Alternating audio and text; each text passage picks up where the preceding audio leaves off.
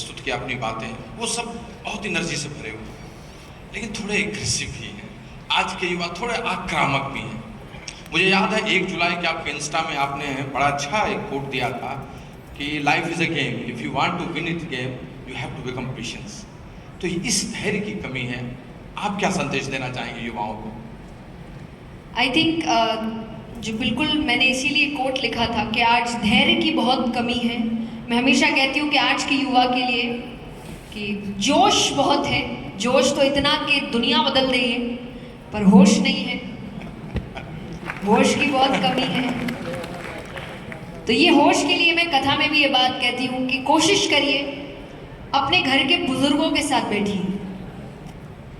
हमें समझ में नहीं आता कि छोटी सी चीज़ कितना बड़ा बदलाव ला सकती है, क्योंकि पहली चीज़ तो आपके बुजुर्गों के पास ज़िंदगी की ऐसी सीख है जो आपको गूगल कभी नहीं दे सकता। वो आपको उनके साथ बैठकर ही मिलेगी। लेकिन उसके साथ धैर्य कैसे आएगा? क्योंकि बुजुर्गों की आदत है कि एक तो वो एक ही बात को 10 बार दोहराएंगे और 10 बातें करेंगे, 10 में से 9 हो सकता है किसी काम की नहीं होगी, लेकिन जो आखिरी बात होगी वो आपकी दुनिया बदल देगी, आपकी जिंदगी बदल देगी। पर उस आखिरी बात के लिए आपको 9 बातें सुननी पड़ेगी। एक अच्छी ताली होनी चाहिए, इससे अच्छा उत्तर हो नहीं सकता। बुजुर्गों की बात आपने की, एक जो संदेश सबको, चाहे वो युवा हो या वयस्क हो, बहुत कुछ बदला है। विज्ञान ने विकास भी दिया और प्रगति भी दी है, हम कहाँ से कहाँ तक पहुँच गए, लेकिन कहीं न कहीं से कुछ सामाजिक मूल्य टूटे हैं, कुछ विसंगतियाँ आई हैं और सबसे अधिक अपने बुजुर्गों, अपने पिता माता, अपने भाई, उन सबों के लिए उनके घर में जगह की कमी हुई है। पहले तो छोटे से घर में 4 भाई बहन रह लेते थे, अब तो 3 BHK भी होता है, लेकिन माता पिता एक साथ 10 दिन भी रहने में जगह की कमी होने लगती है। क्या ये मूल्यों से हटना नहीं है? क्या ये संस्कृति को पीछे छोड़ना नहीं है? क्या भाई बंधु के साथ हम कुछ दिनों के लिए भी साथ नहीं रह सकते? पर जैसा मैंने एक पॉइंट पे ही कहा था कि हम ये बैलेंस भूल जाते हैं कि आप जब इतना लग जाते हैं काम में कि आप वो रिलेशन बनाना भूल जाते हैं, फिर अचानक से आपको जब उनका सामना करना पड़ता है तो आपको ऐसा लगता है कि अरे ये कैसी नई दुनिया में आ गए हम। और इसका एक बहुत बड़ा एग्जाम्पल है कोविड। जब कोविड के समय कईयों को लगा था कि अरे फैमिली टाइम मिलेगा, और 10 दिन में सबको ऐसा लग रहा था कि पति पत्नी से परेशान है, पत्नी पति से परेशान है, माँ बाप बच्चों से परेशान है, बच्चे माँ बाप से परेशान है। तो उस वक्त समझ में आया कि बॉन्ड कितना खोता जा रहा है और आप भाग दौड़ में इतने चले गए कि आप अपने रिश्तों को ही भूल गए। तो आपको जैसे पौधे को समय समय पर पानी देना पड़ता है, वैसे आपको रिश्तों को भी समय समय पर समय देना पड़ता है, तभी जाकर आप बॉन्ड बना सकते हैं। क्या बात है। तो संदेश यही है कि आपके पैसों की गाथा, आपके पदों की गाथा वह महत्वपूर्ण नहीं है, महत्वपूर्ण है रिश्तों की गाथा, जो इन्होंने कहा। एक और बड़ा प्रासंगिक चीज़ है, हम लोग हमेशा बोलते हैं, कोटेशंस में भी है, गीता में भी है, कर्मण्येवाधिकारस्ते मा फलेषु, सब अच्छा लगता है, लेकिन कर्म पर ध्यान देने के बजाय फल पर ही ध्यान होता है, इफेक्ट पे ही लोगों का ध्यान होता है, एंड स्पेशली यूथ बिजनेस में। तो आप तो अध्यात्म से भी और प्रेरणा से जुड़ी हुई हैं, आप कुछ संदेश दें तो शायद इन्हें पता चले। नहीं, देखिए वही वाली बात है कि इसमें संदेश आपको पता है क्या है ना, बस हम ही नहीं कर रहे हैं। तो ये वही वाली बात है कि 2 रास्ते हैं, एक तरफ लिखा है कि आगे खाई है और एक तरफ लिखा है कि यहाँ अच्छा रास्ता है। यानी कर्म करोगे तो अपने आप फल मिल जाएगा, आपकी डेस्टिनेशन जो है आपको मिल जाएगी। ये खाई वाला रास्ता है जहाँ आपको फल भी नहीं मिलेगा, टेंशन भी होगी, जर्नी भी एकदम दिक्कत में जाने वाली है। अब चलना नहीं चलना तो आपके ऊपर ही है, क्योंकि जबरदस्ती तो भगवान ने ही नहीं करी, क्योंकि जबरदस्ती से ही बदलाव आता तो शायद महाभारत का युद्ध ही नहीं होता। दुर्योधन को तो थप्पड़ मारते कि भाई ये काम नहीं करना, तो हाथ पकड़ के तुम आपको चला नहीं सकते। अगर आपको पता है ये दवाई लेने से मेरा बुखार चला जाएगा तो उस दवाई को देखते रहोगे, लोगे नहीं तो बुखार जाने वाला नहीं। So you can take it, कहने का मतलब है कि बिना कर्म के आपको कुछ मिलने वाला नहीं और वही आपको फल देगा। और जया जी ने अपने सारे इंस्पिरेशंस में भी और अपनी स्पिरिचुअलिटी में भी कहा है, तो बस युवाओं के साथ हमें भी उस तरफ लग जाना है।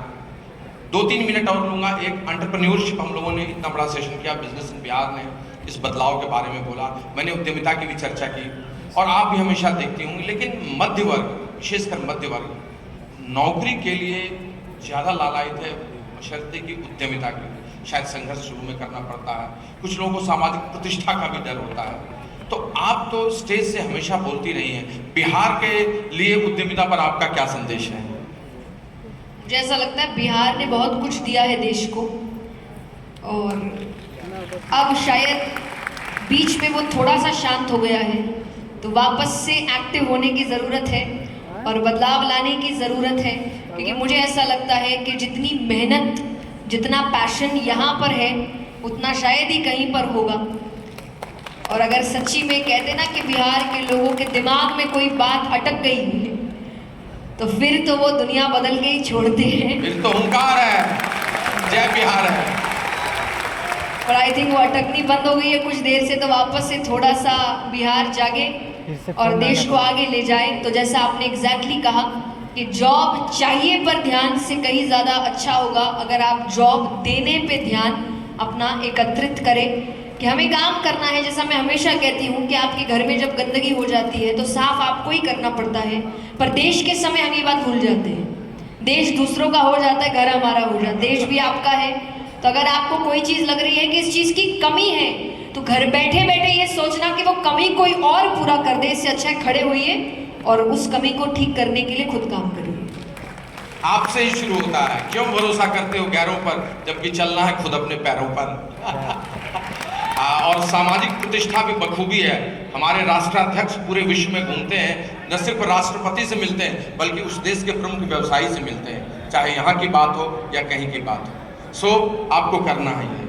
अंत में आज हमें आपके साथ बहुत देर बैठने का मन था, लेकिन मुझे पता है कि आपको ऊंची उड़ान भरनी है और बहुत सारे लोग आपका कहीं और भी इंतज़ार कर रहे हैं। लेकिन जाते जाते बिहार के लिए कोई एक अच्छा सा संदेश कि बिहार फिर से वही हो जाए जो आर्यभट्ट की नगरी थी, चाणक्य की थी, चंद्रगुप्त की थी, जहां हम लोगों ने सब कुछ देखा है।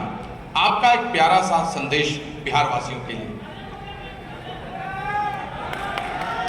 ये तो संदेश आई थिंक हमने काफी बातें कर दी, तो जो वो चाह रहे हैं वही कर देते हैं। किशोरी कुछ ऐसा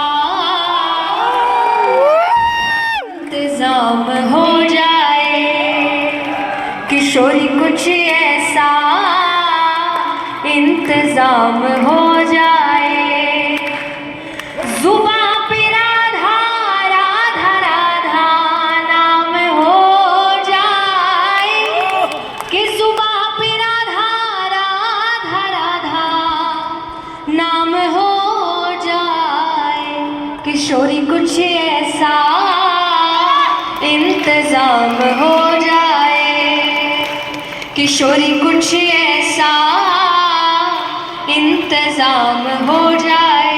आप सबों की तरफ से इनको बहुत सारा नमन, वंदन और अभिनंदन। और आपने यहाँ आकर हमें कृतकृत्य कर दिया। हम हमेशा आपको याद रखेंगे और बहुत जल्दी फिर इस बिहार की धरती पर बुलाएंगे। धन्यवाद और एक जोरदार तालियां जया जी के लिए। आइए मैं चाहूँ